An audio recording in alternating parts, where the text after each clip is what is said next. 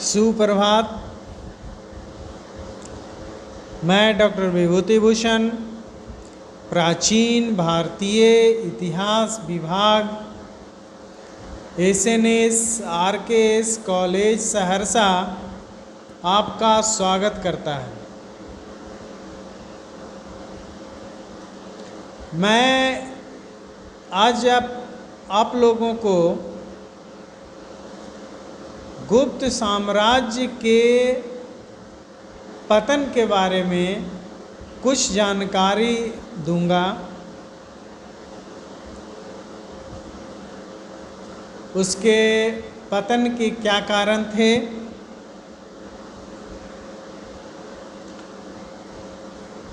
दो शताब्दियों तक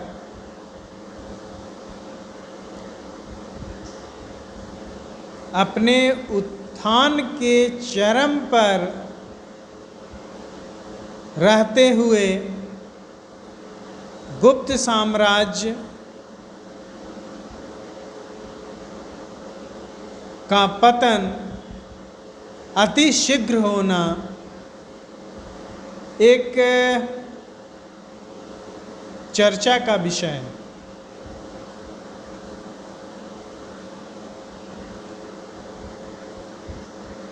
इस साम्राज्य में कई महान शासक हुए, जिनमें समुद्रगुप्त और चंद्रगुप्त द्वितीय विक्रमादित्य का नाम प्रमुख रूप से लिया जा सकता है। इनके कार्यकाल में गुप्तों का उत्थान चरमोत्कर्ष हुआ। इसके बाद के शासक कुमारगुप्त और स्कंदगुप्त अपने साम्राज्य में बहुत अधिक वृद्धि नहीं कर पाए, लेकिन अपने साम्राज्यों को बचाने में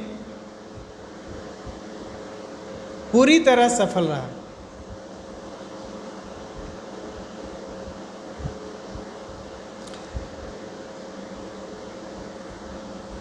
कुमारगुप्त के बारे में कहा जाता है कि वो कोई नई अभियान नहीं किया, लेकिन वो अपने साम्राज्य को बचाए रखा।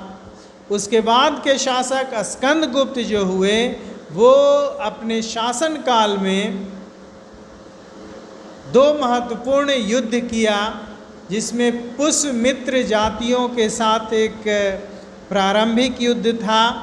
इतिहासकारों का मानना है कि ये युद्ध संभवतः कुमारगुप्त के कार्यकाल में ही किया गया होगा, लेकिन स्कंदगुप्त की सबसे बड़ी उपलब्धि हूणों पर विजय प्राप्त करना था।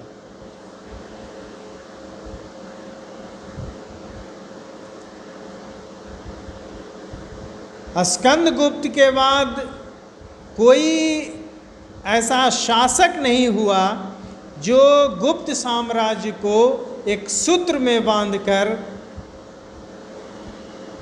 और विखंडन से उसे रोक सके। यानी कि योग्य उत्तराधिकारियों का नहीं होना।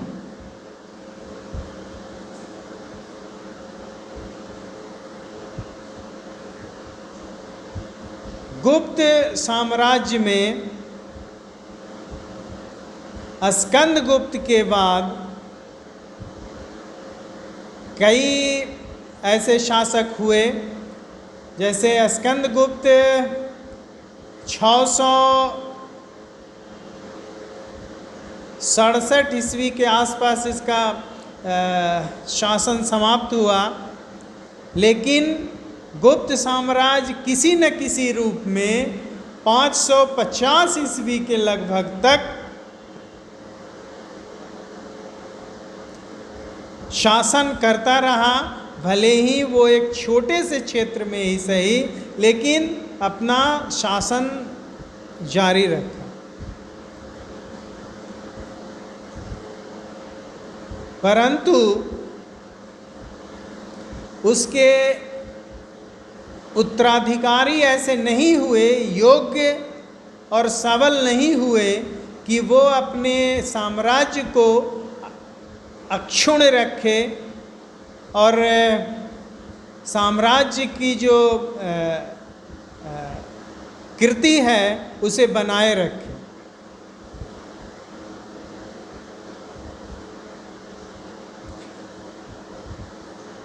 इन्हीं अयोग्य उत्तराधिकारियों के कारण गुप्त साम्राज्य का पतन प्रारंभ हुआ।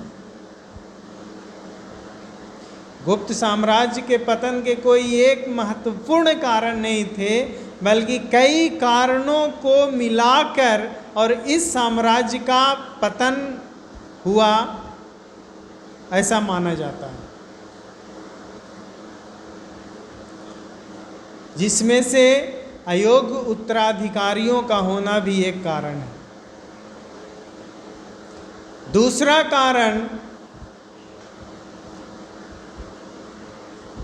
शासन व्यवस्था का संघात्मक होना एवं उस प्रांतीय शासक को विशेष अधिकार मिलना। जैसे गुप्त काल में गुप्त शासक अपने सामंतों को महाराज की उपाधि दिया करता था।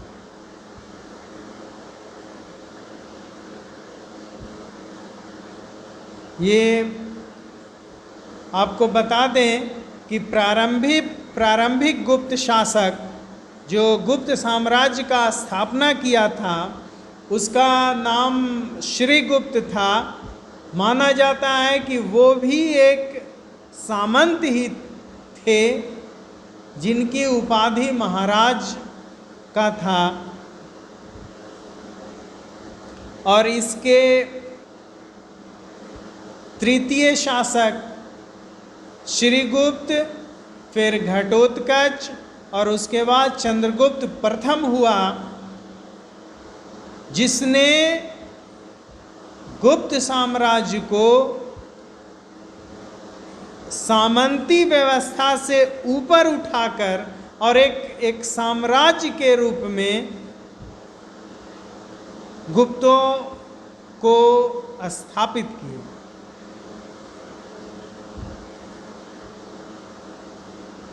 और यह पहला शासक था जो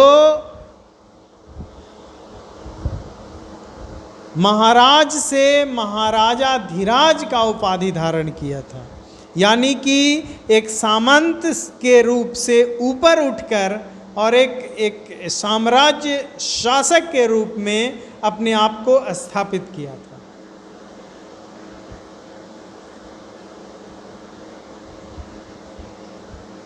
भले ही वो एक छोटे से क्षेत्र का शासक रहा हो, लेकिन वो सामंती व्यवस्था का जुआ उतार कर और एक स्वतंत्र शासक के रूप में अपने आप को स्थापित किया था। यानी कि महाराज से महाराजाधिराज का उपाधि धारण किया था। और यही जो महाराज का उपाधि है, गुप्त लोग अपने सामंतों को दिया करते थे। और इन सामंतों को इतना स्वतंत्रता मिला हुआ था कि वो अपनी सेना रखे, अपना प्रशासनिक तंत्र रखे और अपने जो सामंती क्षेत्र है उन क्षेत्रों का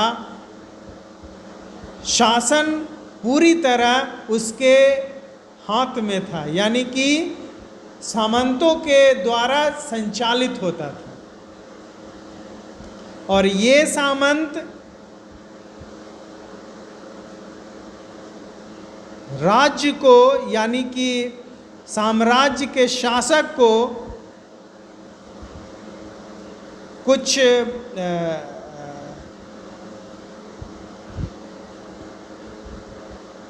कहिए कि उसकी अधीनता स्वीकार कर और शासन चलाता था। यानी कि गुप्त सामंत लोग एक छोटे से साम्राज्य के रूप में अपने आप को स्थापित कर रखा था।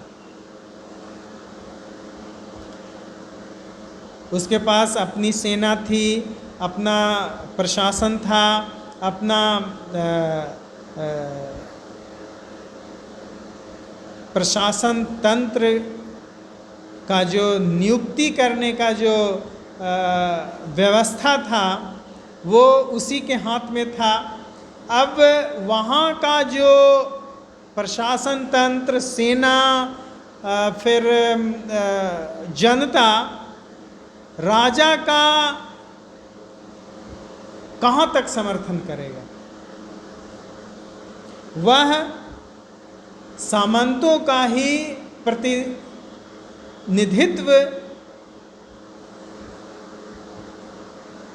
के रूप में काम करता था।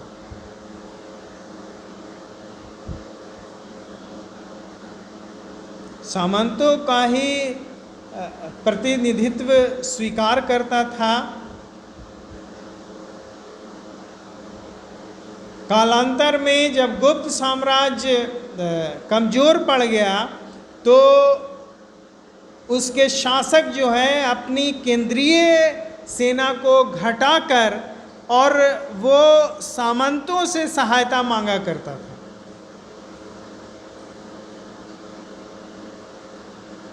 जब भी ज़रूरत होती थी वो सामंत से सेना मांगता था और उससे युद्ध करता था। वो सामंती सेना चूँकि सामंत द्वारा नियुक्त था, उसके प्रति उत्तरदायी था, इसलिए राजा के साथ किसी के युद्ध में देने से उसे वो लड़ने का हौसला नहीं रहता था जो एक केंद्रीय सैनिक का होना चाहिए, जिसके कारण गुप्तों की सेना के हार भी हो सकती थी। ये उसके पतन का एक मुख्य कारण था, क्योंकि जब तक केंद्रीय प्रशासन और सेना सक्रिय रही, केंद्रीय सत्ता, सम्राट प्रतिभाशाली रहा और अपने प्रशासन को ठीक ढंग से चलाया, तब तक तो ये सभी सामंत लोग उसके अधीनता को स्वीकार करते रहे। लेकिन जैसे ही केंद्रीय सत्ता कमज़ोर हुई, ये जो सामंत लोग थे वो केंद्रीय सत्ता से अलग होना प्रारंभ कर दिया, क्योंकि इसके पास पूरी व्यवस्था थी, अपना सेना था, अपना प्रशासन था, अपने एक भले ही एक छोटा सा सामंत था, लेकिन उस छोटे से क्षेत्र का पूरी प्रशासन का कार्यभार वो खुद देखा करता था।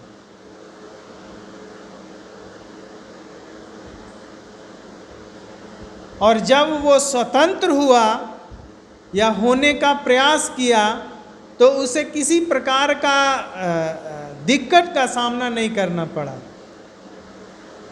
क्योंकि केंद्रीय प्रशासन से उसे बहुत अधिक सहायता या निर्देश नहीं मिलता था। वो खुद अपने विवेक से प्रशासन चलाया करता था। और जब केंद्रीय प्रशासन कमज़ोर पड़ी तो वो स्वतंत्र होना प्रारंभ कर दिया, जो गुप्त साम्राज्य का पतन का एक प्रमुख कारण बना। फिर गुप्त साम्राज्य में उच्च पदों पर वंशानुगत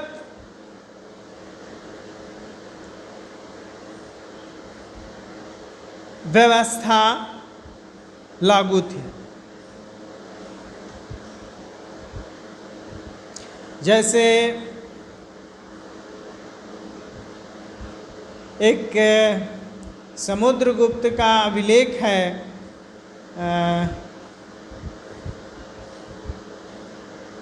प्रयाग प्रशस्ति। इस प्रयाग प्रशस्ति के रचयिता हैं हरिसेन, जो समुद्रगुप्त के संधि विग्रहिक सचिव भी हैं। ये हरिसेन के पिता ध्रुवभूति थे, वो भी इसी पद पे विराजमान थे। और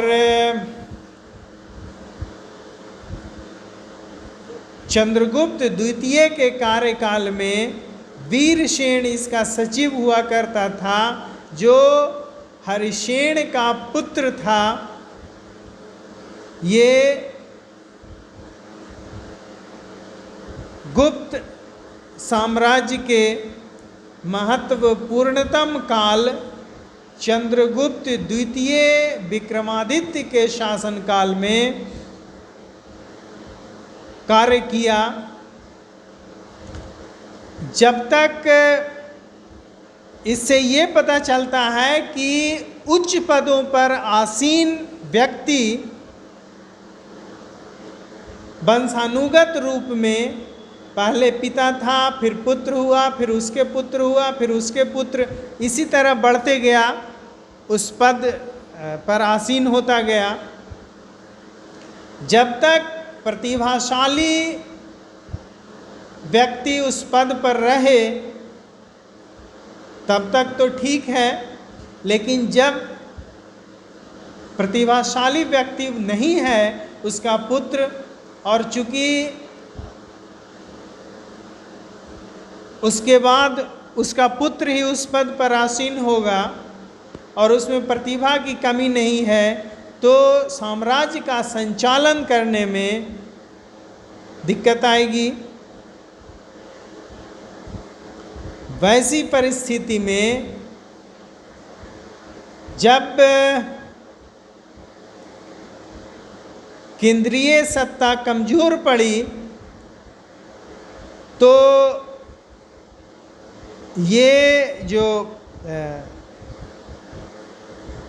वंशानुगत व्यवस्था के जो प्रतिभागी थे, जो उत्तराधिकारी थे, वो यदि प्रतिभाशाली नहीं रहे तो साम्राज्य के जो मुख्य प्रशासक है, उसके साथ साथ इसके निचले स्तर के जो प्रशासक हैं, वो भी साम्राज्य को अच्छी तरह नहीं चला सका और साम्राज्य पतन की ओर अग्रसर होना शुरू हो गया।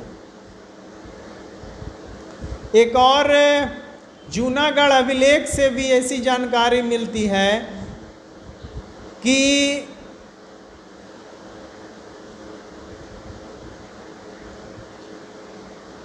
जूनागढ़ का जो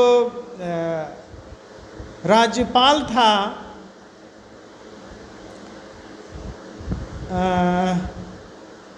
पर्णदत्त, उसका पुत्र चक्रपालित पर्णदत्त द्वारा नियुक्त जूनागढ़ नगर का नगर अध्यक्ष बनाया गया था। यानी कि पर्णदत्त जूनागढ़ राज्य का राज्यपाल था। वो अपने पुत्र को जूनागढ़ का नगर पालिका अध्यक्ष नियुक्त किया था। नगर का प्रशासन चलाने के लिए उसे नियुक्त किया था। इससे ये भी पता चलता है कि जो सामंत थे, जो वहाँ के राज्यपाल थे, उन्हें छोटे छोटे महत्वपूर्ण पदों पर नियुक्त करने का अधिकार उन्हें मिला हुआ था, जो साम्राज्य के विकास के लिए घातक था। यह कार्य सम्राट द्वारा खुद अपने एक चयन समिति द्वारा करना चाहिए था, और इन सभी कार्यों का संचालन खुद अपने हाथ में रखना चाहिए था, क्योंकि जब केंद्रीय सत्ता कमजोर पड़ी तो यही पतन का एक मुख्य कारण बना।